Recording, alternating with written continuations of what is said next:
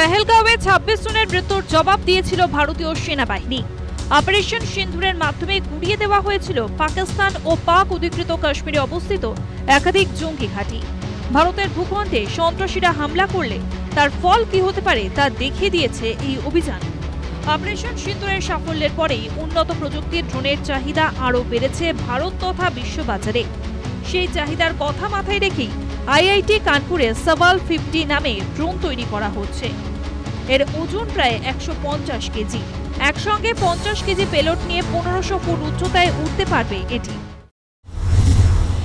Operation सिंदूर में drone बड़े पैमाने पर इस्तेमाल किया गया है और पहले की दूसरी लड़ाई जैसे रशिया यूक्रेन वॉर में जो कि अभी तक जारी है, ड्रोन बहुत बड़े पैमाने पर इस्तेमाल हुआ है। तो अब भारतीय सेना भी इस क्षेत्र में आगे बढ़ना चाहती है कि अधिक से अधिक ड्रोन है देश में जो कई तरह के एप्लीकेशन के लिए किया जाएगा। इसमें दो प्रमुख तरह के ड्रोन आ रही है, जो सर्वेलेंस के लिए आ रही है, जिसमें कि आप कैमरा से युक्त ड्रोन की दिन और रात दोनों के समय जो है हमारी सीमा निगरानी कर सके और दुश्मन गतिविधि पर नजर रख सके। दूसरी रिक्वायरमेंट है वो है आपको अटैक वाले ड्रोन्स की, जिसमें कि आप एमिशन और को ले आकर ड्रॉप कर सकते हैं। বর্তমানে আইআইটি কানপুর ড্রোন প্রযুক্তির কেন্দ্রস্থলে পরিণত হয়েছে।